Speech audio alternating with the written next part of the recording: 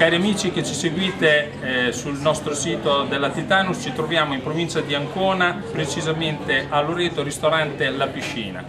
Due noti DJ ci sono venuti a trovare, anzi sono ospiti particolari di questa serata. Abbiamo DJ Neo qua alla mia destra, puoi salutare gli amici? Ciao. E Super DJ Marzio, grandissimo, grandissimo, davvero.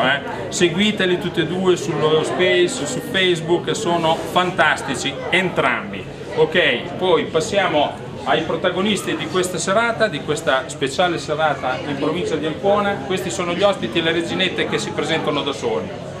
Zoppi Hater, Maria Chiara Guarelli, Adriana Russi, Domenica Vernassa, Francesca Maria Sassu, Katia Battistoni, Andrea Del Brenta, Araimi Rossi, Mazzanti Gaia, Suaghi Michela, Serrani Lisa E Nadia Bellelli.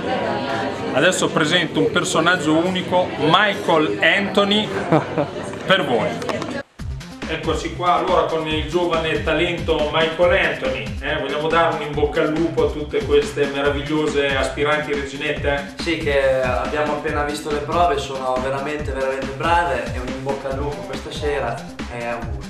Esatto, noi stiamo girando anche un videoclip che andrà su tutti i network nazionali, che racconterà un po' così in pochi minuti la storia della reginetta della canzone dagli inizi nel lontano 1957, ideata da Giancarlo Conte fino ai giorni d'oggi. Sì, un promo che è ideato da Luca Veneziano, che stiamo girando anche questa sera e che riguarderà l'esito della canzone, coreografia di ballo, sfilate, eccetera. E quant'altro. Poi dobbiamo fare un piccolo promo per una data che ci sarà molto particolare a maggio. La vogliamo raccontare? Sì, facciamo una piccola anteprima. Il 9 maggio 2009 verrà presentato ufficialmente al Teatro di Gradara Comunale il mio primo album, che si chiama Alien Attack. Siete tutti invitati, la serata è gratuita. Quindi è a invito, aperta a tutti. Ok.